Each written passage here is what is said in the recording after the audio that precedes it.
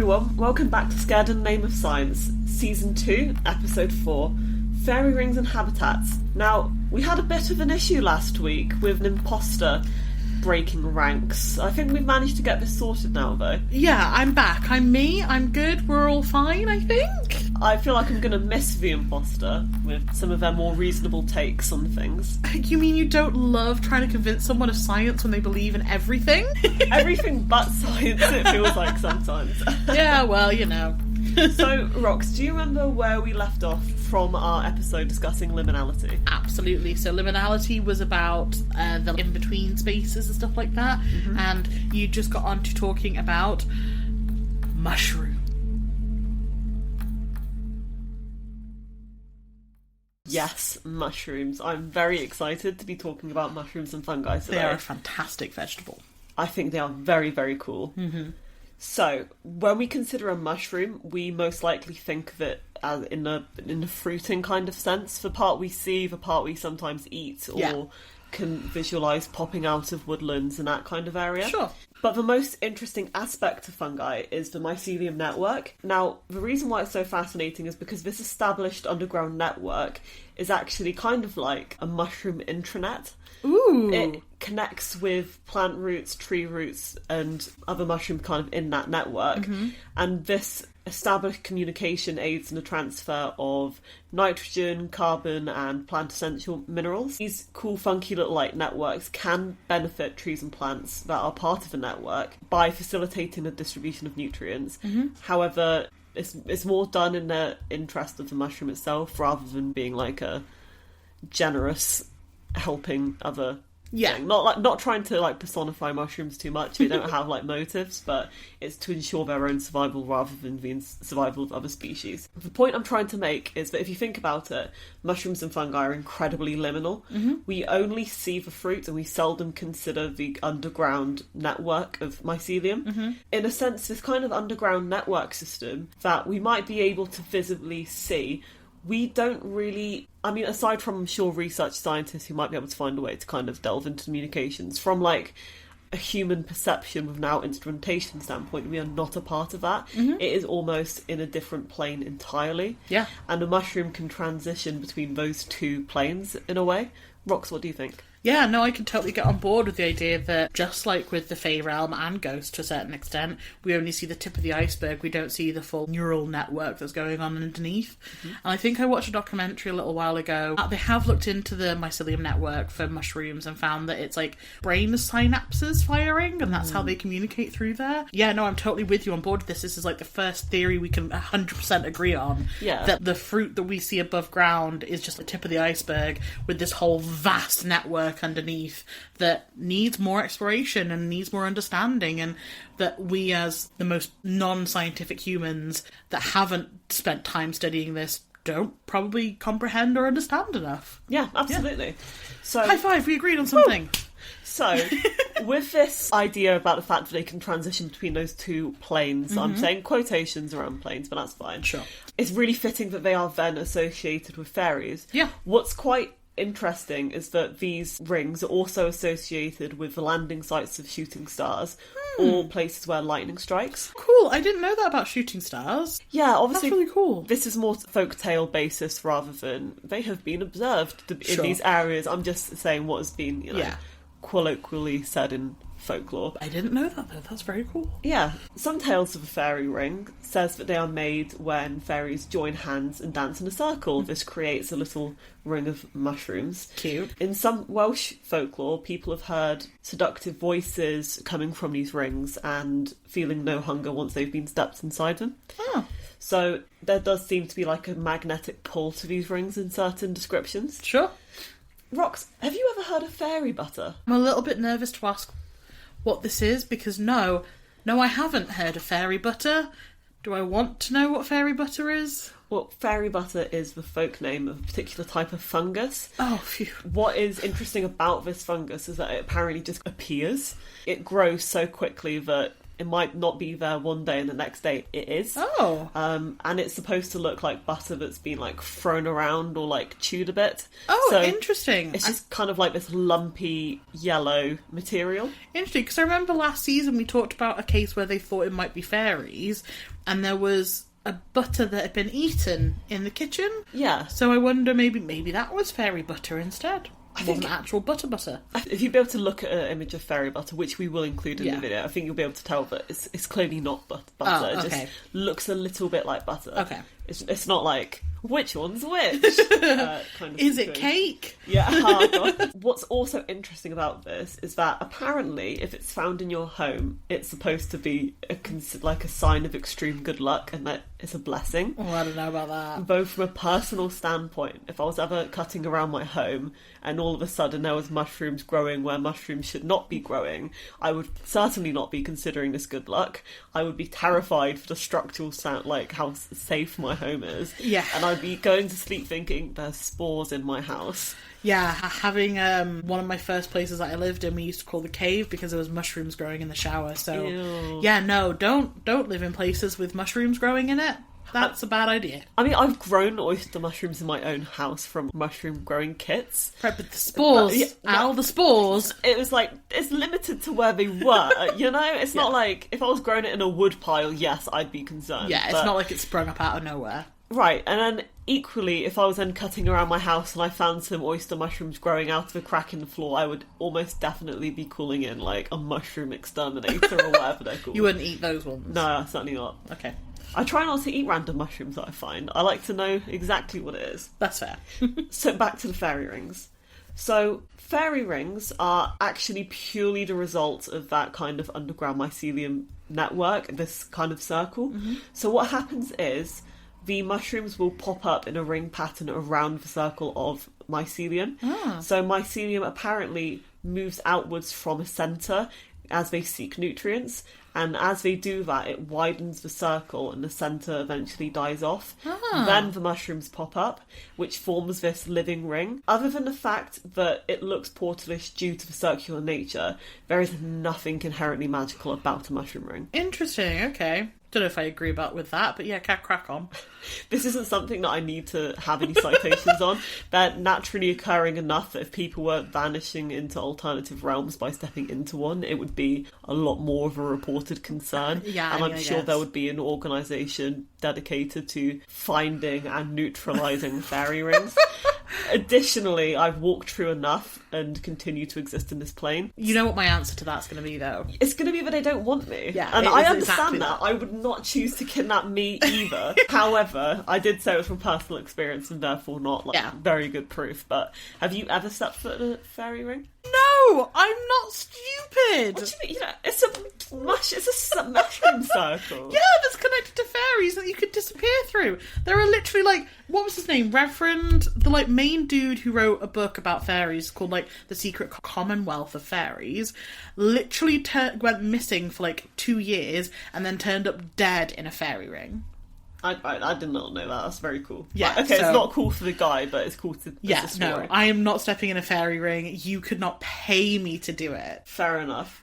Right, we're gonna revisit the lost time thing. Okay. So in some grassland areas, species such as, I do apologise for my poor Latin, the Poa prentis, the Festica rubra, and the Agratosis tenuis, which I would want to say tennis, but hey ho, have been shown to exhibit this parasitic relationship with grass roots. Some were even able to produce cyanide to inhibit grass growth and growth of other fungal species. That's so wild. Yeah, it's really cool. Mushrooms are fascinating. Yeah. So with the fairy rings, yes, most fairy rings, when you hear of them, are mushrooms, sure. Sometimes it's flower rings and sometimes it's rings of dead grass. It just seems to be any kind of natural occurring ring can get linked to being a fairy ring. But let's go into some fairy ring lore and appreciate it for being culturally interesting and a great story. Knowing now what we know about the mycelium network and the potential to produce cyanide, that it is unlikely that they are magically blessed things and more naturally occurring, even though Okay. Rox is pulling a face at me that goes, I disagree. Look, I just I hear you going, let's go into a story that's all about just interesting and a great story, and I go, the truth.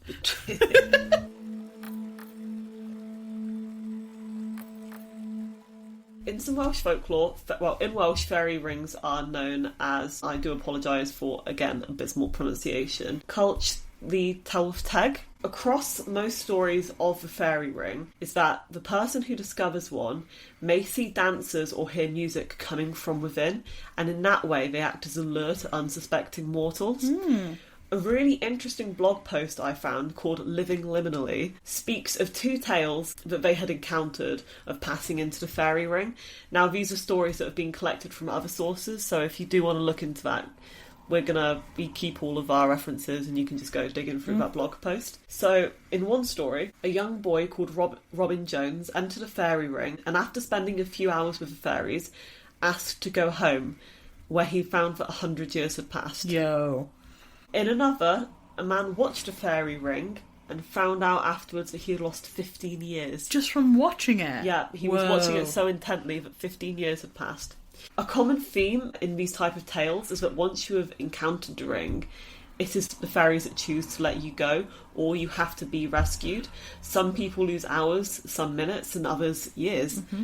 The fairies appear to be mercurial and easily offended, which contributes to how many years you lose. Ah, that's the reason why then, okay. So, one such way of rescuing someone from a fairy ring includes placing a stick of the rowan tree across the ring. This is said to be because the rowan tree is considered a sacred tree, the wood of which was used to make the cross, apparently, and its red berries are symbolic of Christ's blood. Obviously, I have no idea about the validity of this claim. Okay, I'm not sure why the fairies would be like, no, Jesus. I think we discussed briefly... Sorry, I discussed with Imposter Roxy when they were talking about the changelings being either fae or devil. Mm-hmm. I think the two get mixed and there's quite a lot of crossover in the folklore. In fact, quite a lot of the fairy researchers happen to be reverends. Yeah, that's true. So I think there is a lot of interweaving stories between Christian faith and fairy folklore.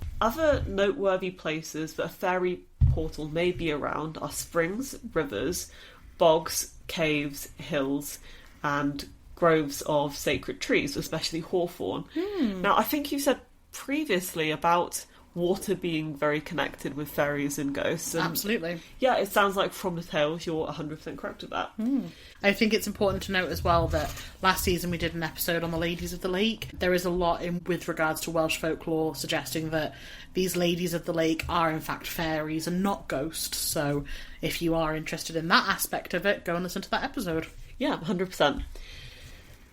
Now, not to be the spoil sport that Roxy is 100% sure that I am. Fairies, fairies, fairies. Some mushrooms do have hallucinogenic and psychoactive properties. And one definitely worth mentioning is the fly agaric. This stunning mushroom resembles a picture book example of a fairy toadstool. So white, red cap, white dots. This beauty is native to the UK. Oh, no way. In season from late summer to early winter. It is poisonous, though people very seldom die from it, and extremely psychoactive. It's apparently mentioned in Alice in Wonderland as well. But what's also interesting about this mushroom is it bears a resemblance to another type of mushroom called the blusher.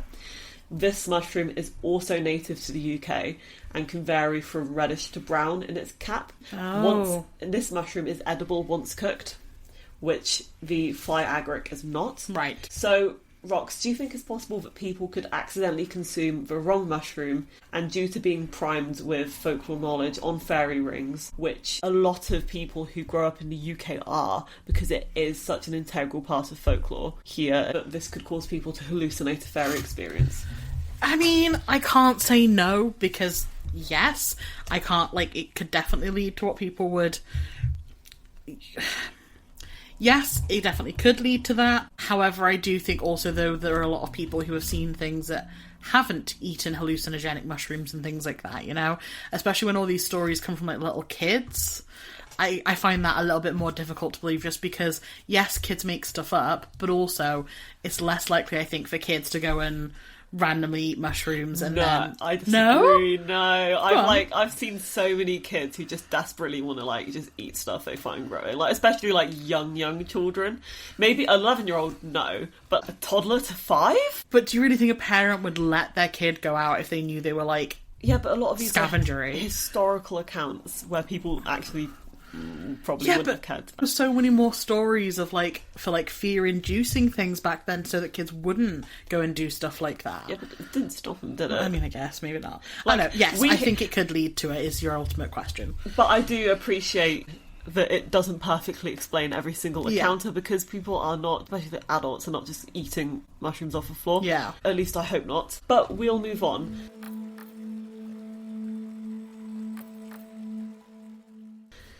So where do you think the little fellas live? Well, the fairies? Yeah. I think they live in tree groves and little hollows. I think they might live in their own little universe or world that we're not aware of. I think they live, in a place that's very similar to ours, but maybe has a veil between our reality and theirs. That's cool. So, some Irish Celtic beliefs had fairies living in ancient burial mounds or Iron Age forts, which they call fairy forts. Mm-hmm. These forts and mounds are said to be gateways into the fairy world, and in many tales, fairies lived like a parallel life to humans. They farm, they cook, they work, they feast, they party, they throw banquets. Mm-hmm. But fairies have also been rumoured to acquire humans to work for them as servants and labourers, and this often involves kidnapping children. I'm sure you've heard a few of those kind of tales as well. Yep. Fairyland itself, I think, is really tricky to characterise, because it's not something that anyone has really ever seen. Yeah. You've just got to kind of try and sum it up from the different stories. Mm-hmm. And I found that really it can be summed up in the following 4 statements. Okay. So the first feature of Fairyland is timelessness. Mm-hmm. As previously mentioned, time appears to flow differently in Fairyland, and though some of the stories have people lose more time than other, it would seem to suggest that they have a level of control over it. Okay. It does definitely move differently to the time in our own world. 2, it occupies the liminal. It is always found in the gateways of the human world, and usually in quiet and hidden places. 3, it's a place of great beauty. Fairyland is said to be opulent, it's full of splendour, the buildings are fantastic, and it has unparalleled natural beauty in its landscapes. Mm-hmm. And 4th is that it is obviously magical. It is not bound by human laws, it is the world of magic in which anything could happen. What are your thoughts? Yeah, I think that all makes a lot of sense. I think the timelessness shows a great connection to what most people associate with fairy abductions and kidnappings and stuff like that. I agree about the liminal, because that tracks with all the stories that I've heard. I think those points sound pretty good. Excellent. Not all fairies choose to live in Fairyland, though. Consider the brownie. This is a small fairy or goblin-like creature that inhabits households and barns. They are said to aid in household tasks. They primarily live in kitchens, but they do require gifts like milk and porridge and honey for their hard work, and they will abandon your house if you mistreat them. Interestingly on this, in the UK, young girls are often in a type of Girl Scout group called the Brownies, and this is the kind of group before they go into guides. Mm-hmm. I was actually a brownie as a little girl. Yeah, it was fun, wasn't it? Yeah. And this piece of folklore is said to be the inspiration of the name of the group. Cool. Brownies are supposedly a little sensitive. They leave if you give them clothes, or if you give them a gift but say it's a payment. It has to be a gift, it can't be a payment. Criticising a brownie can apparently lead them into turning into a boggart or a bugbear. In Welsh, this would be how I would say bug, but it's BWG. Oh, okay. If any of you have read the Bear and the Nightingale trilogy by Catherine Arden, or are familiar with Slavic folklore, I am not. You may be thinking of the domovoi, which are household spirits from Slavic, folklore. Oh, cool. I think domovoi is the Russian for it, and other languages are similar. So this idea of a household helper or spirit transcends cultures and reappears in many different folktales, all throughout the world and all throughout time. The Norwegian version of this is the Nissi, which is a little creature that expects an annual winter gift for its help. It wants it on the solstice. Cute. It prefers that it gets more regular gifts, but at a minimum give it a solstice gift. The Trasgo is a little goblin-like creature from Spanish and Portuguese folklore who will do chores if treated well, but will break things if not. Interesting. These creatures supposedly live in our homes and help us, or not if we don't leave offerings, and they choose to make themselves invisible to us so we can't perceive them.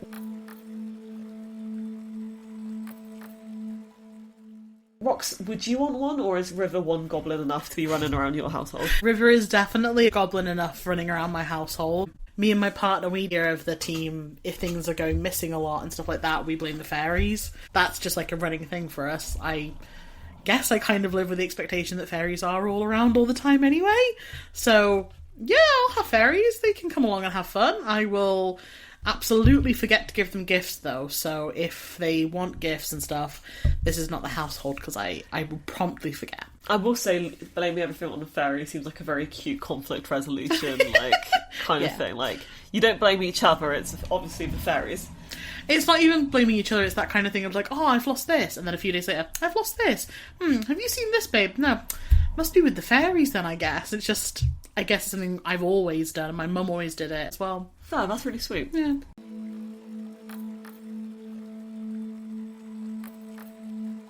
So that concludes my episode on fairy rings and habitats. Rox, have I changed your mind, or would you still want to throw yourself into one? I'm not throwing myself into a fairy ring. We've just talked about this. It's not happening. Well, I mean, hey, at least you've got Rowan who could pull you back to reality. This is how true. Romantic. I know, I'm proof against fairies because I'm marrying someone called Rowan. It's it must be fate. I had so much fun researching this one, and I really hope that you guys enjoyed listening as much as I enjoyed researching. Yeah, it was really interesting. Cool. You can find us on Threads, Instagram, Reddit, YouTube and Spotify if you want to communicate with us at all, if you want to tag us in anything, if you just want to send us some interesting folklore or pictures. So, Rox, where do they tag us? At #SITNOS or at Sitnos, depending on which platform you're at. You have our email address, which is scaredinnameofscience@gmail.com. We will periodically check it. But if there's anything you would like us to analyse or deep dive into, then feel free to send us images or stories and we will take a look. Thanks so much. Thanks!